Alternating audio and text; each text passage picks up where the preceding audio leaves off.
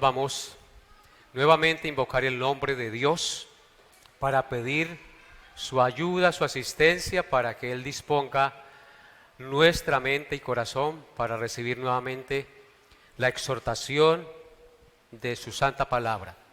Incline su rostro y acompáñeme de corazón al trono de la gracia en oración. Padre Santo, una vez más, invocamos tu nombre en estos momentos para pedir de ti tu asistencia, tu ayuda, la guía de tu Santo Espíritu, Señor. Solo tú puedes disponer nuestro corazón y hacer que sea terreno fértil donde la semilla de tu palabra caiga, germine, crezca y produzca fruto para tu gloria y tu honra. Te suplico, Padre, que quites toda distracción y que nos des un tiempo especial en espíritu y en verdad para estar atentos a la enseñanza de tu palabra. Señor, te suplico que los que no te conocen hoy te conozcan y vengan a los pies de la cruz donde tú moriste para que sus pecados sean limpios. Te suplico, Dios, que a los que ya te conocemos nos des más conciencia de lo que somos en ti y de la necesidad que tenemos de ti, Padre Santo. Ayúdame, Señor, por la guía de tu Espíritu, para que lo que enseñe desde este púlpito redunde para tu gloria y conforme a la verdad revelada en tu glorioso libro. Ayúdame, Señor, no mires mis pecados, Señor, ni mis debilidades, sino concédeme, amado Señor, estar dispuesto para ti y hablar palabras de verdad, guiadas por tu Espíritu y conforme a tu verdad revelada. Te pido esto en el nombre de tu Hijo Jesús, nuestro Redentor y Salvador. Amén. Bien, hermanos, abran sus Biblias, por favor, en el Salmo 51, por favor. Salmo 51.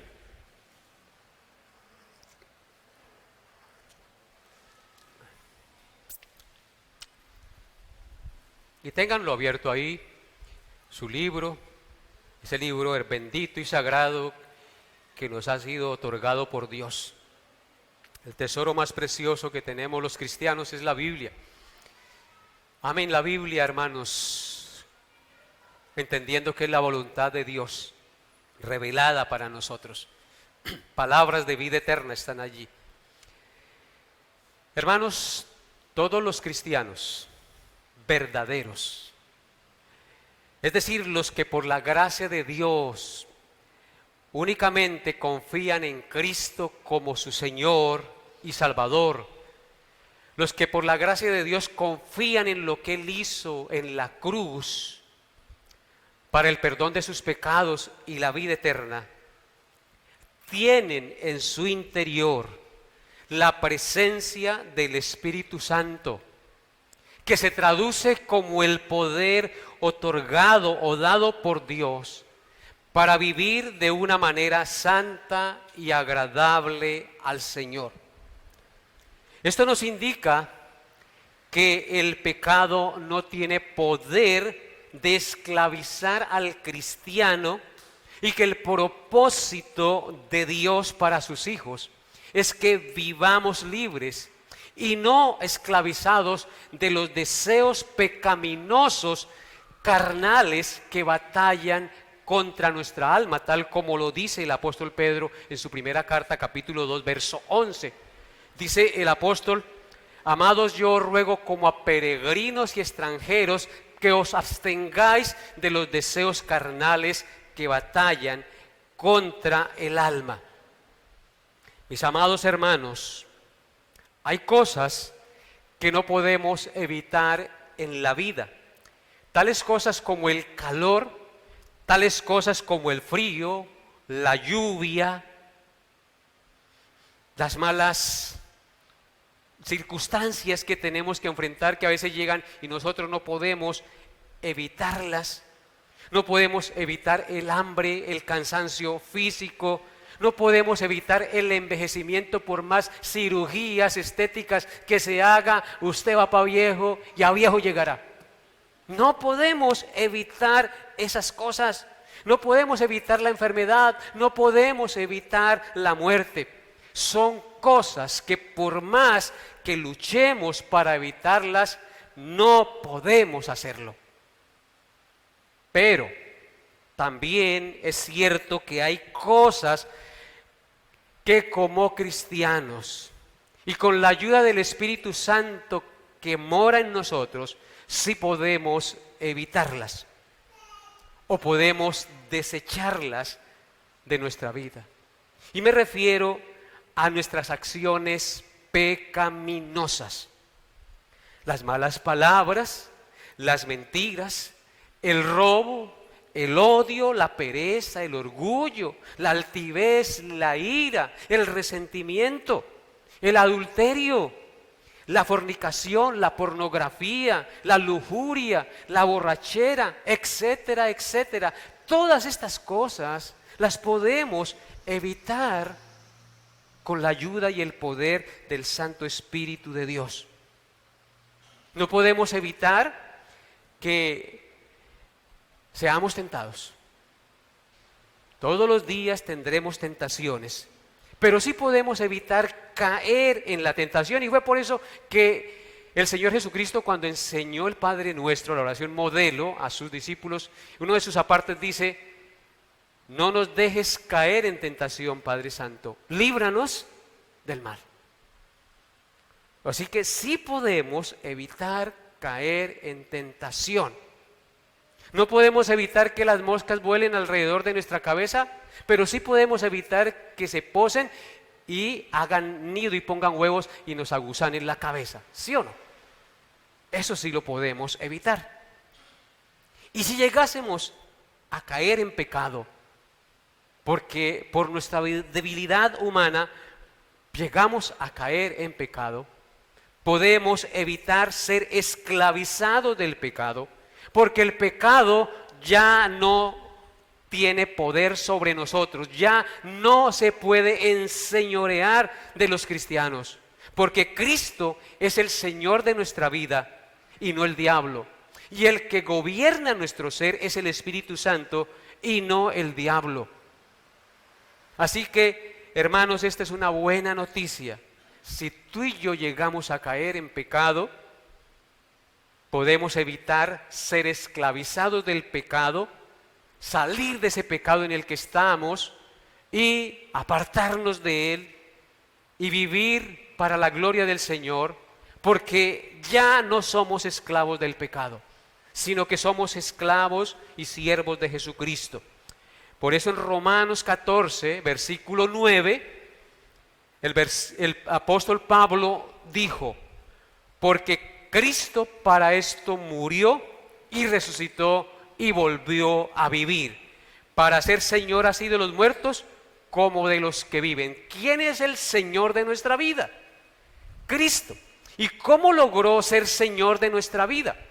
Muriendo y resucitando. Por tanto, el Señor de nuestra vida es Cristo y no el pecado. Es Cristo y no el diablo. Y eso tenemos que tenerlo claro. Por tanto, yo no puedo ser esclavizado al pecado porque tengo un Señor que me gobierna y que, si dado el caso, por mi debilidad llego a caer, Él me da las fuerzas y la capacidad de apartarme del pecado. Ahora quiero que vayan conmigo a Romanos 6, versículos 9 al 14. Miremos unos textos que nos hablan de esta verdad. Romanos 6, 9 al 14, por favor. Dice así la palabra de Dios: sabiendo que Cristo, habiendo resucitado de los muertos, ya no muere, la muerte no se enseñorea más de él. Porque en cuanto murió, al pecado murió una vez por todas, mas en cuanto vive, para Dios vive. Así también vosotros, escuchen eso, así también como Cristo, también vosotros, considerados muertos al pecado, pero vivos para Dios en Cristo Jesús, Señor nuestro. No reine pues el pecado en vuestro cuerpo mortal, de modo que lo obedezcáis en sus concupiscencias. Ni tampoco presentéis vuestros miembros al pecado como instrumentos de iniquidad, sino presentaos vosotros mismos a Dios como vivos de entre los muertos, y vuestros miembros a Dios como instrumentos de justicia, porque el pecado, escuchen, no se enseñoreará de vosotros, pues no estáis bajo la ley, sino bajo la gracia. Amén. Qué legado que nos ha sido dejado en estas palabras, hermanos.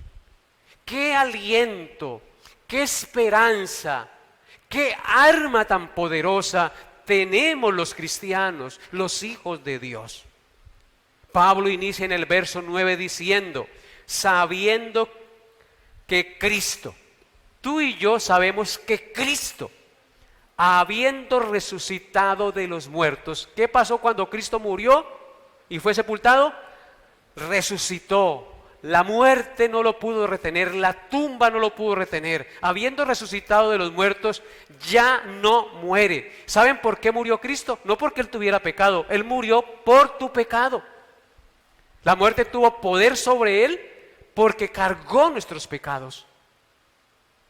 Así que ya ha resucitado, por tanto, Él ya no vuelve a morir. Él murió y resucitó. Y como murió y resucitó, pagó la deuda, canceló la deuda que nosotros teníamos con Dios. Por tanto, Él murió y resucitó para nunca más volver a morir. Con un solo sacrificio nos hizo perfectos. La muerte, en consecuencia, ya no volverá a tener potestad sobre Cristo, porque el pecado que Él vino a pagar, ya lo pagó. La deuda que Él vino a salvar, ya la saldó. Es el glorioso intercambio del que nos hablaba el himno que cantamos hoy, que es hermosísimo, ¿no les pareció? Hermosísimo. En consecuencia, hermanos, en el versículo 10 dice, por cuanto murió al pecado. Cristo murió al pecado porque venció el pecado con su muerte y resurrección. Al pecado murió una vez por todas. Su sacrificio fue único, suficiente, perfecto y para siempre. Mas cuanto vive, para Dios vive. ¿Para quién vive, murió y vivió Cristo? Para Dios. Para Dios. Teniendo esto en mente, hermanos, esto que les estoy diciendo en mente, sigue diciendo, así también vosotros. Así tú y yo que creemos en el que murió en la cruz, así también vosotros consideraos muertos al pecado, como Cristo murió al pecado con su muerte y resurrección. ¿Pero qué? Vivos para con Dios en Cristo Jesús, Señor nuestro. Muero al pecado y ahora vivo para Dios. Ya no vivo para hacer la voluntad de mi carne ni la voluntad del diablo, sino vivo para hacer la voluntad de aquel que murió y pagó por mí. Amén. Versículo 12. No reine pues el pecado. Entonces viene la exhortación práctica. Cristiano que me escucha, no reine pues el pecado en vuestro cuerpo mortal. ¿Cómo son nuestros cuerpos? Mortales. Un día vamos a morir. Pero por el hecho de que sean mortales, el pecado no debe reinar ni gobernar nuestros cuerpos. No reine pues el pecado en vuestro cuerpo mortal, de modo que lo obedezcáis en sus concupiscencias. Este cuerpo tiene malos deseos. No se sujeta a la ley de Dios ni tampoco puede. Pero tenemos el Santo Espíritu que nos ha sido dado para que por el Santo Espíritu, por el poder del Espíritu, hagamos morir los deseos de la carne. Por eso dice, no reine pues el pecado en vuestro cuerpo mortal, de modo que lo obedezcáis en sus concupiscencias. ¿Por qué nos dice eso? Porque tú y yo tenemos el poder dado por Dios en el Santo Espíritu para que el pecado no nos gobierne. Versículo 13. Ni tampoco presentéis vuestros miembros al pecado como instrumentos de iniquidad, sino presentaos vosotros mismos a Dios como vivos de entre los muertos, y vuestros miembros a Dios como instrumentos de justicia. Sigue la exhortación práctica del apóstol al creyente. Dice, ni tampoco presentéis vuestros miembros al pecado como instrumentos de iniquidad, es decir, como instrumentos de maldad. Nuestros miembros, las manos, los ojos, la boca, los oídos, los pies, todo nuestro cuerpo que está compuesto de miembros, estos miembros que Dios nos ha dado en este cuerpo deben ser utilizados y puestos al servicio de la obra de Dios y para la gloria de Dios. Mis ojos deben mirar lo recto, mi boca debe decir palabras que edifiquen, mis manos deben hacer cosas que glorifiquen a Dios, mi mente debe pensar en lo que piensa Dios y vivir enfocados en las cosas de Dios y no en las del mundo ni las de los hombres. No presentéis vuestros miembros al pecado como instrumentos de iniquidad. Estas manos nos fueron dadas para bendecir a Dios y no para pecar contra Él. Nuestros ojos nos fueron dados para glorificar a Dios y no para pecar contra Él, y así, etcétera. Sino presentaos vosotros mismos a Dios como vivos de entre los muertos. ¿Qué somos nosotros los cristianos? Vivos de entre los muertos. Hemos resucitado con Cristo Jesús. Cristo murió y resucitó, y con Él morimos y resucitamos. Aunque nuestro cuerpo un día tenga que morir, ya hemos sido resucitados con Cristo en el plan eterno y soberano de Dios, en su obra de justificación.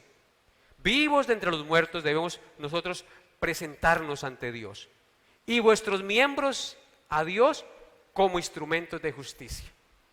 ¿Qué es un instrumento? Algo que se utiliza para un fin. Así que mis miembros son instrumentos de justicia. Y termina diciendo, porque el pecado no os enseñoreará de vosotros, pues no estáis bajo la ley, sino bajo la gracia. ¿Notan ustedes esa afirmación del apóstol para nosotros? El pecado no se enseñoreará de vosotros. El pecado no es Señor nuestro. ¿Por qué razón? Porque soy hijo de Dios, porque morí y resucité con Cristo y morí al pecado. Y aunque todavía estoy en un cuerpo pecaminoso y mortal, en consecuencia, el Espíritu Santo que mora en mí no permite que el pecado me gobierne. Y si llego a fallar, Él mismo me sacará y me apartará para su gloria. ¿Por qué razón? No estamos bajo la ley que nos condena, sino bajo la gracia. ¿Qué significa eso? Que nosotros no vivimos ahora la vida obrando para ser salvos. Nosotros vivimos la vida como si ya fuéramos salvos porque hubo alguien que pagó por nosotros por gracia. El deber nuestro de no presentar nuestros miembros como instrumentos de iniquidad es porque tú y yo somos hijos de Dios. Ya somos hijos de Dios. No estamos bajo la ley. El que procura salvarse por la obediencia a los 10 mandamientos está bajo maldición porque no podrá cumplirlos nunca. Aunque la ley no ha sido desechada por Dios, la ley ahora la obedecemos como la norma de comportamiento para el cristiano, pero no la norma para salvarnos. La norma para salvarnos es confiar plenamente en lo que Cristo hizo por ti y por mí en la cruz del Calvario. Amén. Y eso es muy importante que lo entendamos. Así que, hermanos, no somos esclavos del pecado. Hemos sido librados de la esclavitud del pecado, y es por esa razón que en Marcos capítulo 14, verso 38, el Señor Jesucristo dijo lo siguiente: velad y orad para que no entréis en tentación. El espíritu a la verdad está dispuesto, pero la carne es ¿cómo? Débil. No ignoramos nuestra debilidad de este cuerpo, pero el Señor nos da herramientas, nos da instrucciones para poder vencer la tentación. Una de las herramientas que el Señor nos da para vencer la tentación, ¿cuál es? La oración, velar y orar, estar siempre despiertos en expectativa hacia Dios y orar. Además podríamos agregar leer la Biblia. Son instrumentos, herramientas dadas por Dios para no caer en la tentación. Velad y orad para que no entréis en tentación. ¿Por qué entramos en tentación los hombres? Las mujeres, porque descuidamos nuestra vida de oración, descuidamos nuestra vida de lectura de la palabra. Y cuando descuidamos los medios de gracia para santificarnos y crecer espiritualmente, somos objeto fácil del enemigo, de las tentaciones, y podemos caer. Eso es lo que me dice el texto. Si tú caes es porque dejas de orar, porque dejas de tener comunión con Dios, porque dejas de leer la Biblia, porque te congregas tal vez de mala gana, porque le toca, etcétera. No, hermanos, tú y yo estamos llamados a velar y a orar de corazón, porque eso es un instrumento dado por Dios para fortalecer mi vida espiritual y poder vencer las tentaciones que cada día me asedian.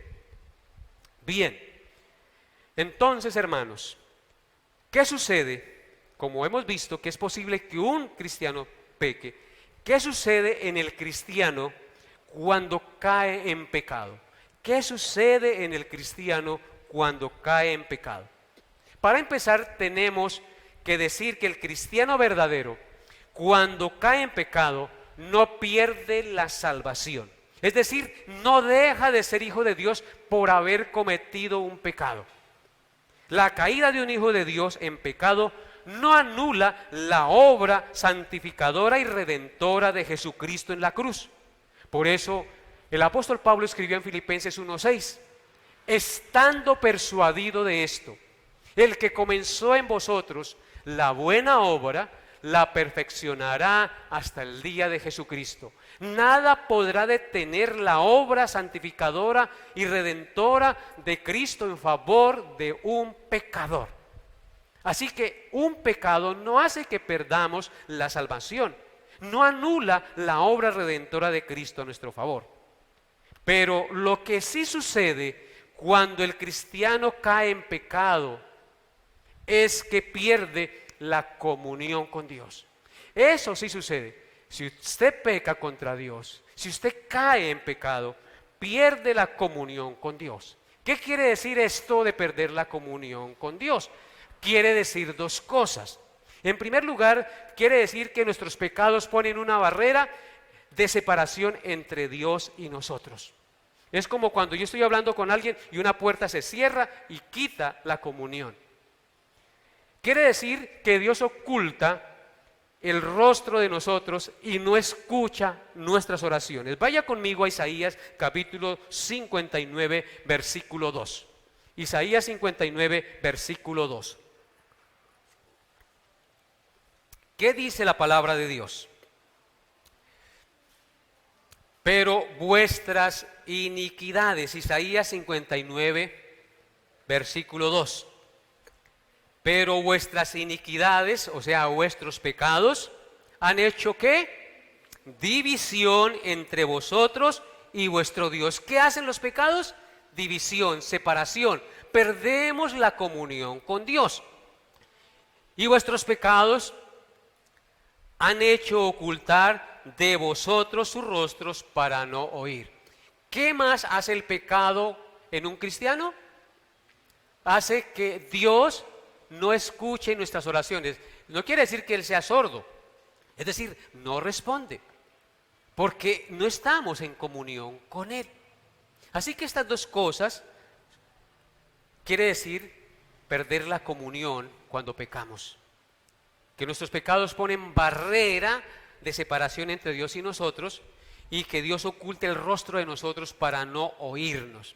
En consecuencia, hermanos, a esta verdad quisiera compartir, hasta donde nos alcance el tiempo, por supuesto, basado en el Salmo 51, 9 cosas que suceden en el cristiano cuando cae en pecado. 9 cosas que suceden en el cristiano cuando cae en pecado. Estas cosas que están allí reveladas nos ayudarán a entender si realmente somos verdaderos cristianos. Porque tú puedes venir a la iglesia y no ser cristiano.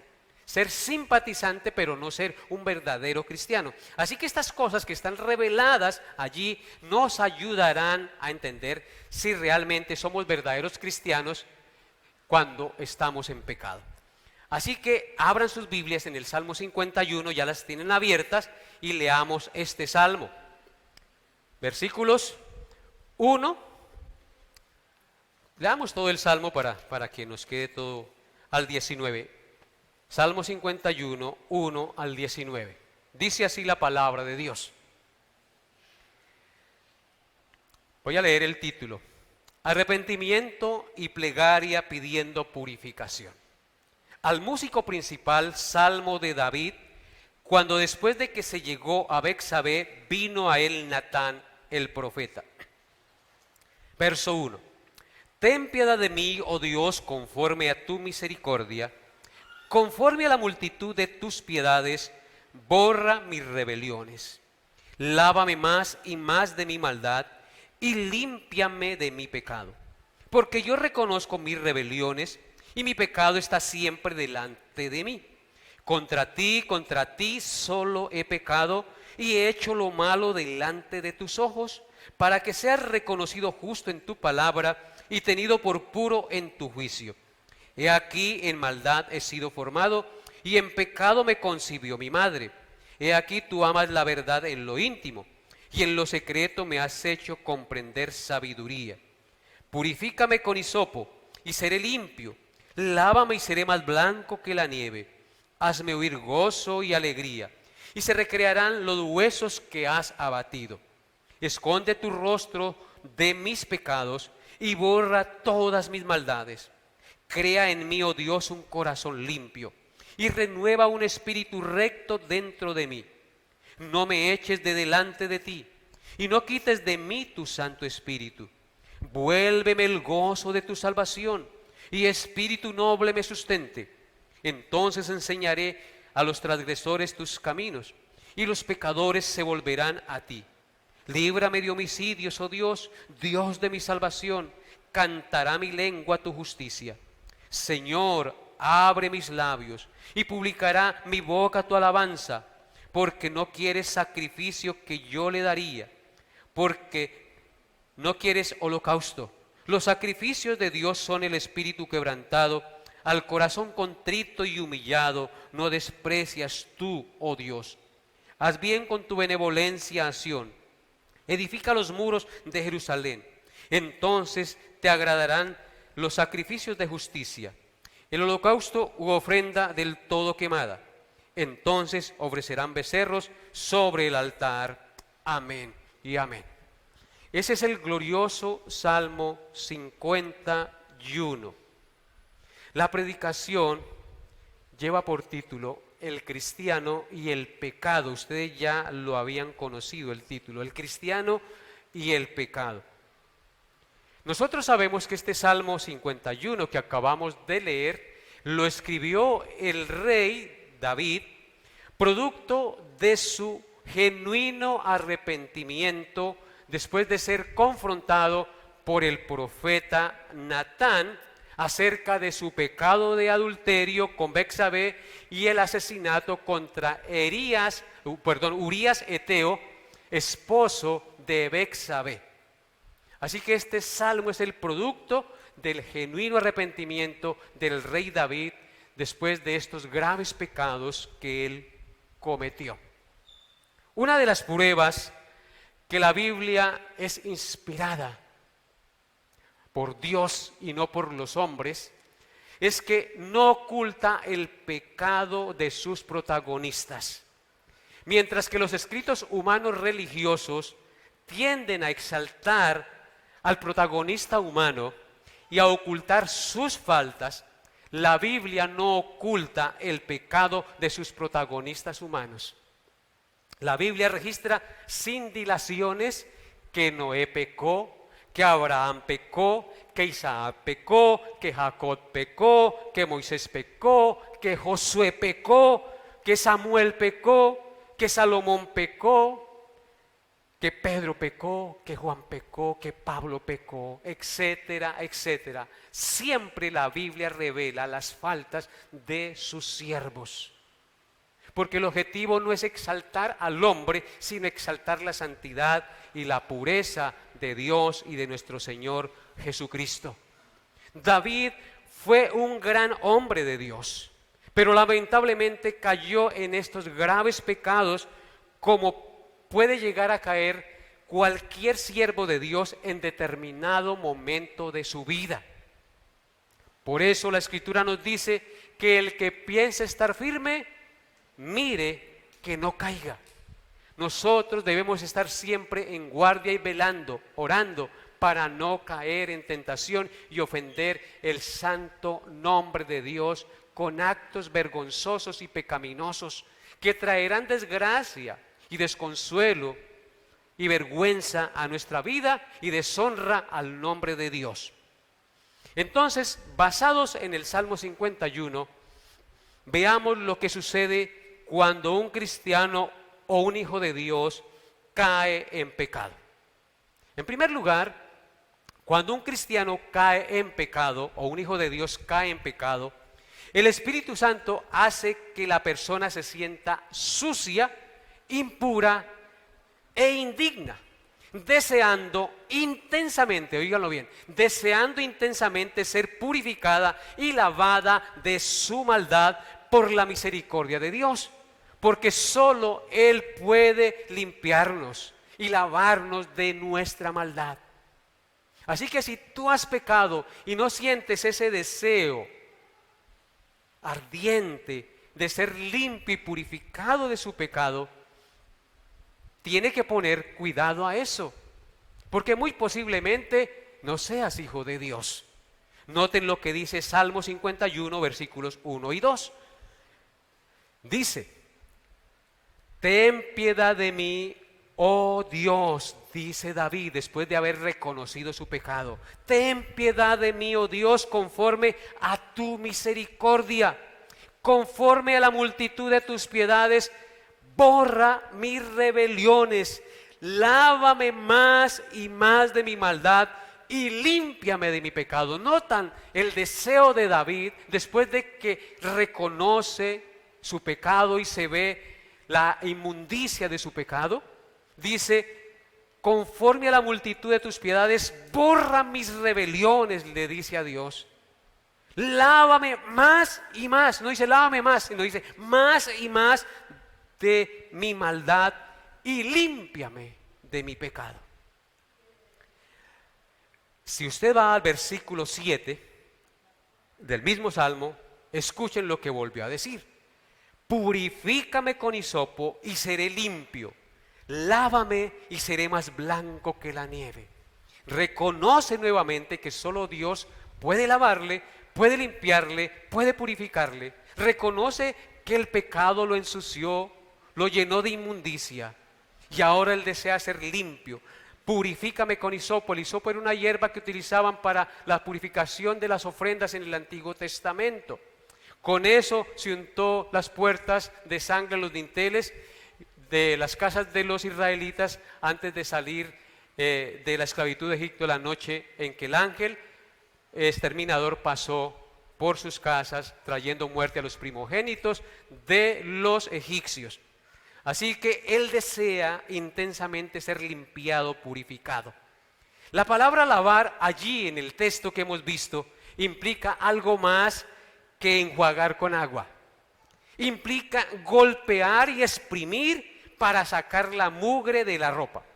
Yo me acuerdo que yo fui criado en el campo y mi mamá iba a lavar a la quebrada y ella enjabonaba la ropa y la metía dentro de una olla y después la sacaba y comenzaba a darle golpes contra la piedra a la ropa que estaba percudida, porque no era ropa como la de nosotros, que no se ensucia, era ropa de trabajadores que echaban la gota y se ensuciaban. Entonces mi mamá cogía la ropa y la golpeaba sobre la piedra y luego la exprimía. A eso hace referencia aquí la palabra lávame más y más.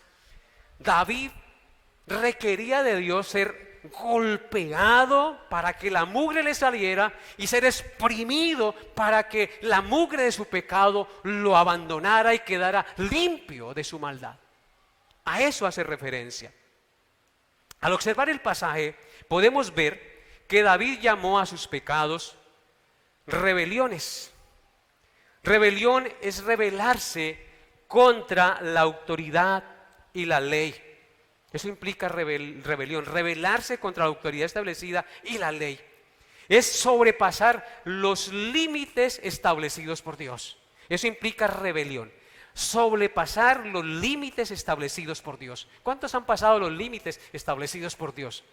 Es verdad que muchos. Dios ha colocado ciertos límites en esta vida. Él tiene leyes físicas, leyes morales y leyes espirituales que están allí para que no las traspasemos y no experimentemos el grave suceso de quebrantarlas o traspasarlas. Cualquiera que intente sobrepasar dichos límites, es decir, las leyes físicas, las leyes morales o las leyes espirituales, tendrá que sufrir las consecuencias de haberlas quebrantado. El hacer esto es lo que se llama una transgresión o rebelión. Si usted viola la ley de la gravedad, si se pone a caminar por allá por ese muro, ¿qué le va a pasar?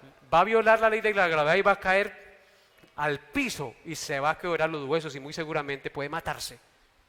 Si usted quebranta los mandamientos de la ley del Señor, los límites que Dios ha establecido, si usted, siendo esposo de una sola esposa, pone los ojos en otra mujer y la conquista y tiene relación con ella, ha quebrantado un mandamiento.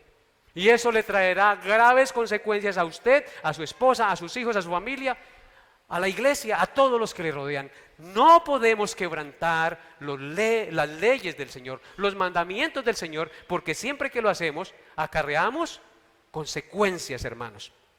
David también llamó en este pasaje a su pecado mi maldad. Yo reconozco mis rebeliones y mi maldad, dice. Esta palabra, mi maldad, quiere decir que se trata de algo completamente malo. David reconoce que ha hecho algo completamente malo.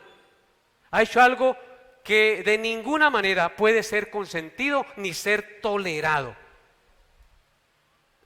Por tal razón, el pecado nos hace sentir sucios, asquerosos y con mucho deseo de ser lavados y limpios y purificados de nuestra maldad, de ser golpeados y exprimidos para que esa suciedad del pecado salga de nuestra vida.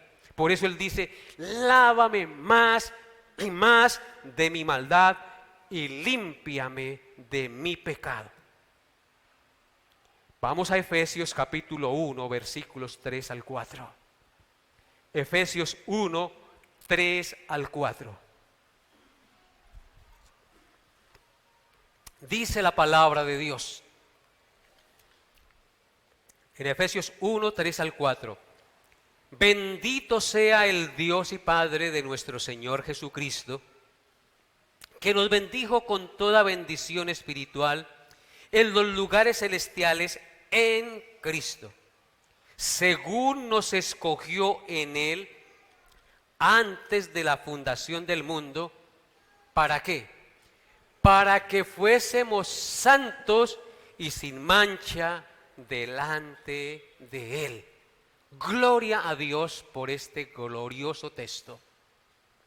Mis amados hermanos, David deseaba ser limpio, purificado más y más de su maldad, porque él entendía que él fue creado por Dios, no para vivir en suciedad, no para vivir en la inmundicia de las abominaciones de su pecado, sino para ser santo y sin mancha delante de Dios. Y esa debe ser la conciencia que tú y yo debemos tener. Nosotros fuimos escogidos en Él, en Cristo, antes de la fundación del mundo, para que fuéramos santos y sin mancha delante de Él. Ese es el propósito más grande sublime y supremo que podemos tener en este mundo. El propósito supremo de Dios para con nosotros es que seamos limpios y sin mancha, santos y sin mancha delante de Él. Así que si en Cristo somos justificados de nuestros pecados, tenemos la responsabilidad como hijos de Dios de vivir una vida acorde a lo que Cristo hizo por mí.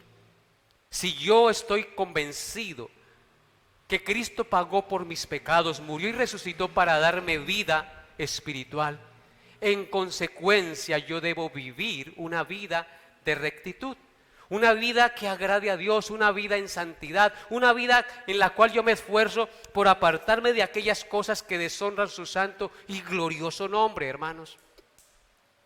Fuimos predestinados para ser santos y sin mancha delante de Él. Por eso el verso 3 de Efesios dice: bendito sea el Dios y Padre de nuestro Señor Jesucristo, que nos bendijo con toda bendición espiritual en los lugares celestiales en Cristo, según nos escogió en Él antes de la fundación del mundo, para que fuésemos santos y sin mancha. Grábesele esto hoy en su mente.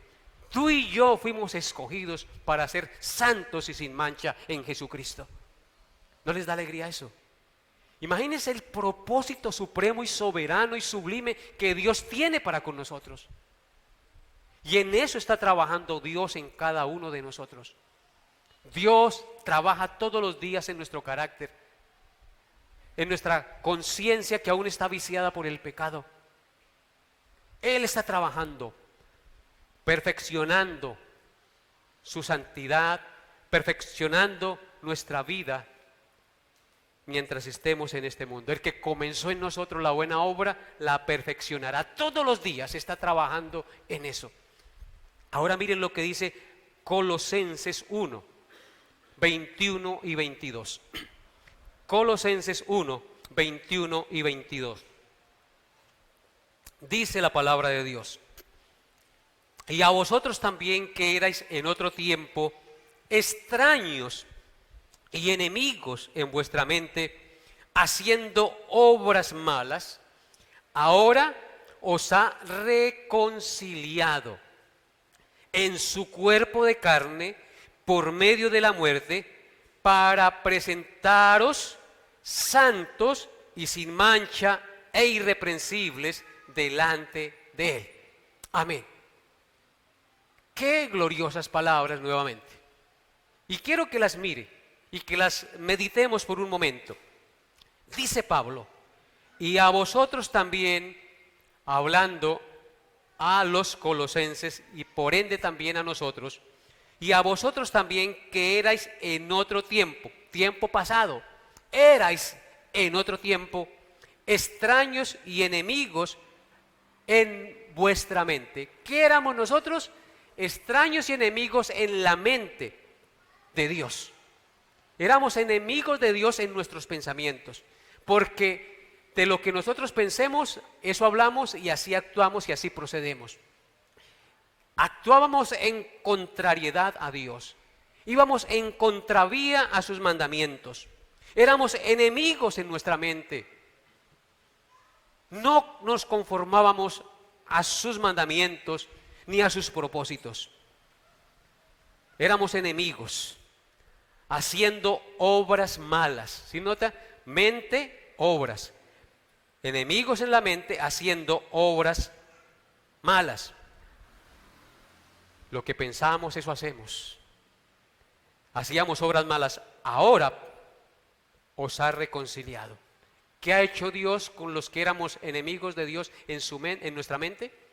Nos ha reconciliado. Ha quitado esa enemistad por medio de Jesucristo. Nos ha reconciliado en su cuerpo de carne. ¿A cuál cuerpo está haciendo referencia? Al cuerpo sacrificado de Cristo en favor de nosotros. Por medio de la muerte.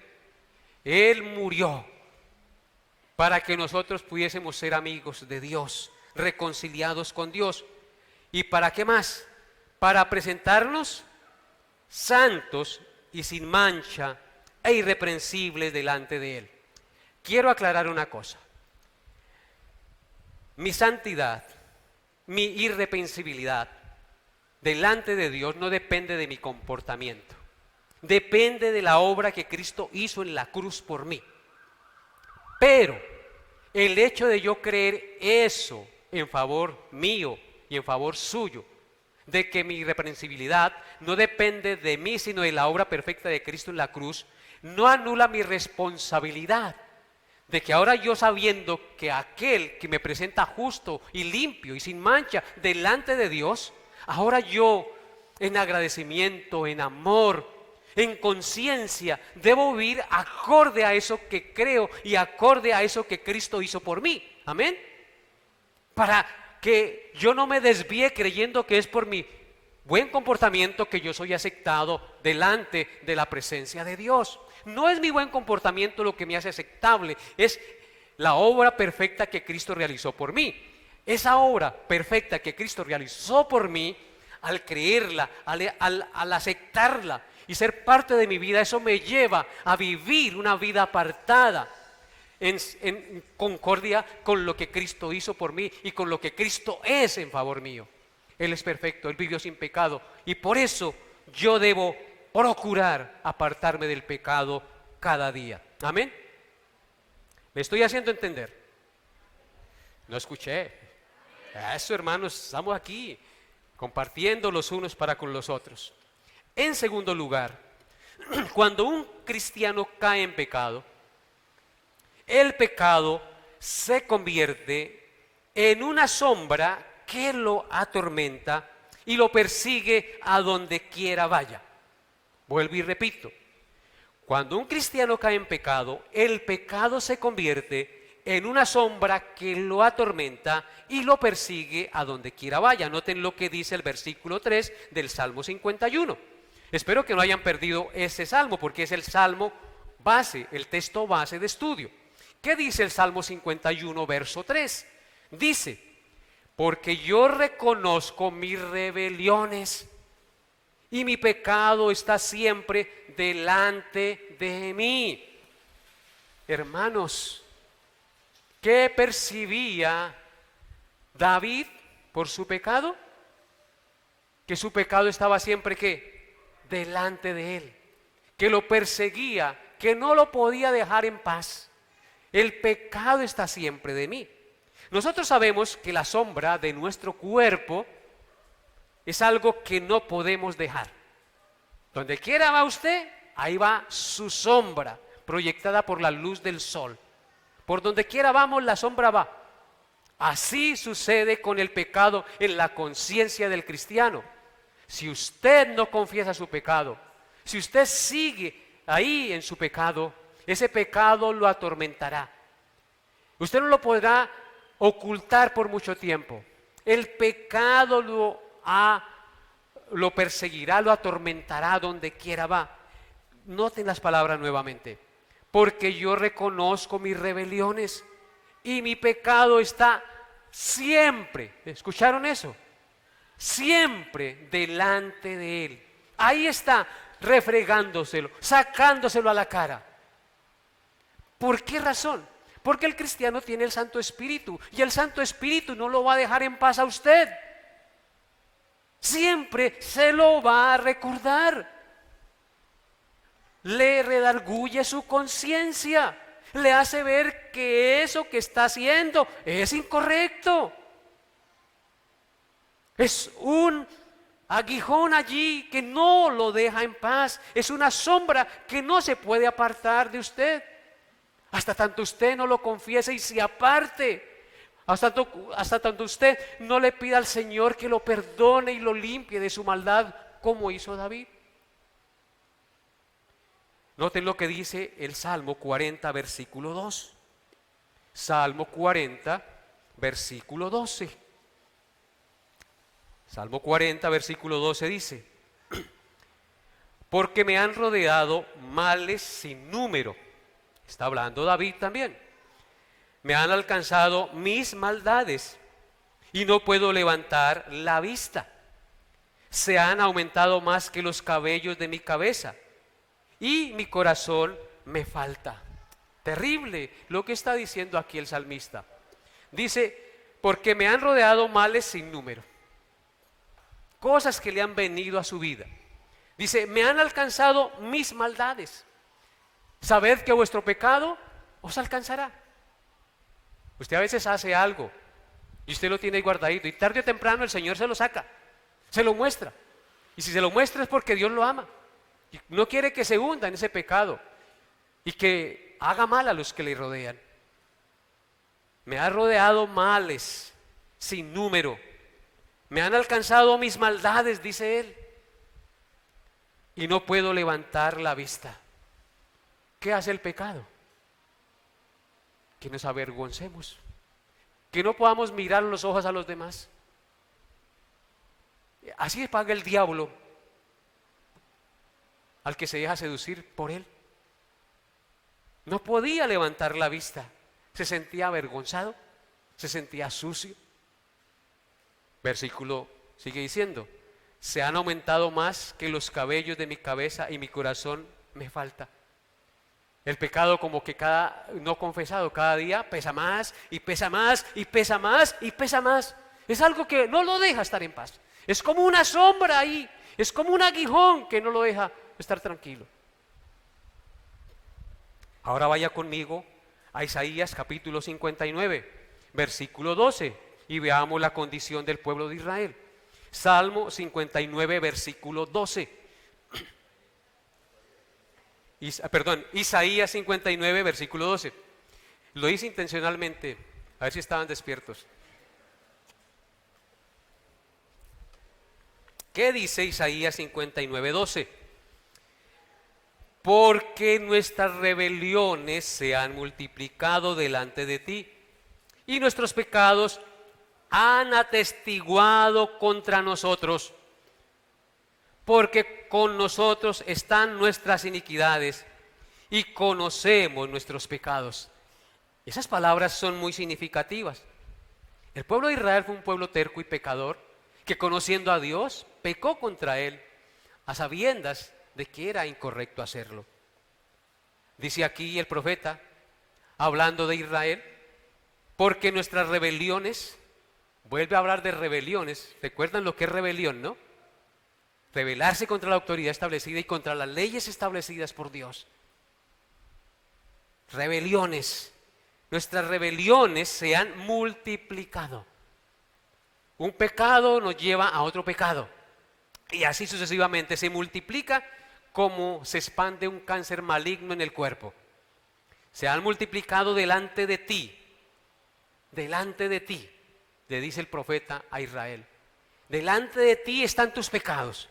Y nuestros pecados han atestiguado. ¿Qué hacen los pecados? Atestiguan en contra nuestra. Evidencian que estamos en contra de Dios, que estamos en contra de su voluntad. Nuestros pecados han atestiguado contra nosotros, dice. Eso es lo que hace el pecado. Acusarnos, mostrarnos que estamos errados. Porque con nosotros están nuestras iniquidades. ¿Cómo es el pecado? Está ahí, no lo abandona. Usted va para allá y ahí va el pecado. Usted va para allá y ahí va el pecado. Por eso dice, porque con nosotros están nuestros pecados y conocemos nuestros pecados. Y usted sabe, hoy le estoy hablando al corazón por la palabra de Dios. Usted sabe cuál pecado de pronto está cargando. ¿Qué está llevando? ¿Qué está ocultando? Ese pecado no lo dejará en paz. Si usted es un verdadero hijo de Dios, hoy la conciencia le está carcomiendo y le está pullando. Para que se arrepiente y se aparta de esa maldad que está cometiendo. Conocemos nuestros pecados. Tú conoces cuál es el pecado que estás cometiendo. Y hoy el Señor te llama a que te apartes de ese pecado, porque no es correcto hacerlo. Será una sombra que irá contigo, y si no te apartas, ese pecado te mandará al infierno, si no eres un verdadero hijo de Dios. Así que el salmista, en este segundo punto, nos dice que el cristiano, cuando cae en pecado, el pecado se convierte en una sombra que lo atormenta y lo persigue a donde quiera va. ¿Qué debe hacer usted cuando entienda esa verdad? Debe apartarse de ese pecado. El que encubre su pecado no prosperará, mas el que lo confiesa y se aparta alcanzará misericordia. En tercer lugar, cuando un cristiano cae en pecado, se produce un sentimiento de vergüenza y dolor por haber ofendido la santidad y la pureza de Dios. Vuelvo y repito, cuando un cristiano cae en pecado, se produce un sentimiento de vergüenza y dolor por haber ofendido la santidad, la pureza y el honor de Dios. Noten lo que dice el versículo 4 del Salmo 51. ¿Qué dice? Contra ti solo he pecado y he hecho lo malo delante de tus ojos, para que seas reconocido justo en tu palabra y tenido por puro en tu juicio. Adelántese al verso 9. Esconde tu rostro de mis pecados y borra todas mis maldades, dice el salmista. Volviendo al versículo 4, el salmista dice, contra ti solo he pecado y he hecho lo malo delante de tus ojos. Póngale atención a eso. ¿Qué dice el salmista? Que su pecado es ¿contra quién? Contra Dios en primer lugar. Uno peca contra el prójimo, pero cuando peca contra el prójimo, en realidad está pecando en primer lugar contra Dios. Por eso el salmista dice, contra ti solo he pecado y he hecho lo malo delante de tus ojos. La persona que se arrepiente de verdad, lo que más le duele y por lo que más se avergüenza y por lo que más se lamenta, escúchelo bien, es por haber ofendido a Dios. Reconoce que la maldad que cometió la hizo a sabiendas de que Dios lo estaba viendo, de que ese santo Dios bueno y justo lo estaba viendo, y aún así cometió el pecado. Por lo tanto, el cristiano que tiene el Espíritu Santo se avergüenza y reconoce que ha ofendido la santidad de Dios. Siente dolor por haber ofendido la pureza y el honor de Dios. En realidad no siente dolor o angustia por las consecuencias que esto le pueda traer, sino que el mayor dolor del cristiano verdadero es haber ofendido al Dios santo, al Dios bueno, al Dios justo, que le da todas las cosas, que es misericordioso, que le da la vida y le da todas las cosas, y aún así pecamos ante sus ojos. Por tanto, si tú tienes el Espíritu Santo, cuando pecas, lo primero que debe sentir un verdadero hijo de Dios es dolor por haber ofendido al Dios vivo y verdadero y santo y justo, que nos dio la vida y su salvación. En Génesis 39, versículos 7 al 9, encontramos esta verdad revelada en la vida de José, el siervo de Dios. Génesis 39, 7 al 9. Dice, aconteció después de esto que la mujer de su amo puso sus ojos en José. La mujer de Potifar puso los ojos ¿en quién? En José. Se enamoró del muchacho. Estaba joven y era hermoso, dice la palabra. Y dijo la mujer, duerme conmigo. Esto se llama una seducción, un acoso sexual. Le dice la mujer a José, el siervo de Dios, duerme conmigo. ¿Y qué hizo José? Y él lo quiso. Y dijo a la mujer de su amo, he aquí que mi señor, refiriéndose a Potifar, no se preocupa conmigo de lo que hay en casa, y ha puesto en mi mano todo lo que tiene. Él era el mayordomo. No hay otro mayor que yo en esta casa, y ninguna cosa me ha reservado sino a ti. Es decir, puedes gobernar todo, pero mi esposa es mi esposa, le dijo Potifar, y sobre ella no puedes poner tus ojos. Y José tenía en claro esta verdad. Por cuanto tú eres su mujer, le dice. ¿Cómo pues, dice José a la mujer, haría yo este grande mal y pecaría contra Potifar? No, contra Dios.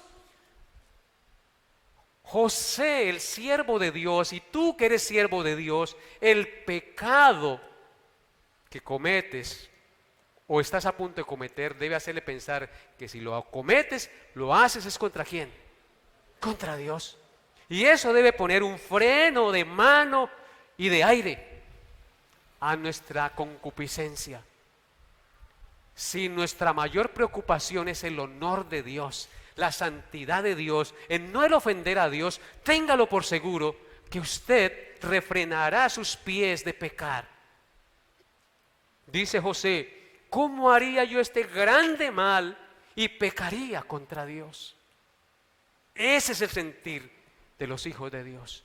Nuestro pecado ofende a Dios. Si tú eres consciente de esta realidad, te abstendrás de pecar, porque Dios ve todas las cosas. Porque Dios es un Dios santo, justo y bueno. Eso es muy importante entenderlo, mis hermanos. En el Salmo 51:4 que estamos dice, contra ti solo he pecado y hecho lo malo delante de tus ojos. David reconoció que contra Dios pecó e hizo lo malo ante los ojos de Dios. No le importó que Dios lo estaba viendo o perdió esa dimensión de la omnipresencia de Dios. Y luego dice, para que seas reconocido justo en tu palabra y tenido por puro en tu juicio. ¿Cómo es Dios? Justo en su palabra, justo en sus juicios. Y los hijos de Dios debemos reconocer y exaltar esa rectitud de la palabra de Dios y esa rectitud de la justicia de Dios con nuestro comportamiento como hijos de Dios. Y por último miremos Lucas capítulo 15 verso 21. Lucas 15 verso 21. Estamos aquí en el contexto de la historia del hijo pródigo y dice la palabra de Dios. Lucas 15, 21. Y el hijo le dijo, Padre, he pecado contra el cielo y contra ti, y no soy digno de ser llamado tu hijo. El genuino arrepentimiento en primer lugar pone la ofensa contra Dios y le duele pecar contra Dios. El hijo pródigo, después de haber experimentado desgracia, no dejó de ser hijo del Padre. Es una historia hermosa y nos muestra aquí que el hijo, después de que regresa, le dice al Padre, he pecado contra el cielo, haciendo referencia a ¿quién? A Dios. Pero después dice, y contra ti. Entonces, si bien es cierto, yo debo confesar mi pecado ante Dios primeramente y reconocer que he ofendido a Dios, también debo reconocer mi pecado con la persona que he ofendido. ¿Qué está haciendo el hijo pródigo aquí? Reconociendo que ha pecado contra su padre también. En otras palabras, le está pidiendo perdón y le dice, yo no soy digno de ser llamado tu hijo. Así que la confesión del pecado no solamente implica confesar a Dios mi culpa, sino que si he ofendido a alguien, tengo que confesarle a Él y pedirle perdón también. Eso es lo correcto, eso es lo que la Escritura nos muestra. Si confesamos nuestros pecados, Él es fiel y justo para perdonar nuestros pecados y limpiarnos de toda maldad. Amados hermanos, espero Dios haya hablado a su corazón. Continuaremos con esta exposición del Salmo 51 el próximo domingo, si Dios así nos da la vida. Amén. Así que le invito a que se coloque de pie y que inclinemos nuestro corazón a Dios en oración y pidamos su bendición en esta mañana. Padre bueno, Dios de los cielos y de la tierra, santo y justo, digno de ser adorado, sin pecado, sin mancha. A ti venimos en esta mañana y según tu palabra muy probablemente todos hemos pecado contra ti. Tal vez hayan pecados ocultos allí que no hemos confesado, que se han convertido en una sombra, que no lo dejarán estar en paz. Hoy, Señor, yo te suplico que muevas al arrepentimiento a cada uno de nosotros, a vivir en transparencia y santidad delante de tus ojos, Señor. Perdona nuestras iniquidades, Señor, nuestras malas palabras, nuestros malos pensamientos, nuestras malas acciones, Dios, y ayúdanos a vivir como es digno de la vocación con que hemos sido llamados, a ser dignos de aquella obra que Cristo hizo en la cruz por nosotros. Ayúdanos a vivir acorde a esta verdad que tú nos revelas en tu palabra. Ayúdanos a decir con el salmista: contra ti solo he pecado. Lávanos más y más de nuestra maldad. Límpianos de nuestro pecado, porque reconocemos nuestras rebeliones, Señor. Trae hoy, Señor, al que no te conoce, arrepentido de toda su vida de pecado, y lávale de su maldad con la sangre preciosa de tu Santo Hijo, que fue vertida en la cruz del Calvario para el perdón de nuestros pecados. Permite que nuestros miembros sean presentados como instrumentos de justicia y no como instrumentos de iniquidad cada día. Que nuestros ojos miren lo recto, que nuestras palabras digan lo recto, que nuestras manos hagan lo recto, que nuestros pensamientos estén enfocados en ti cada día, Señor. Te suplicamos esto, Dios, en el nombre glorioso de tu Hijo y en el poder de tu Santo Espíritu que nos fue dado con acción de gracias. Amén y amén.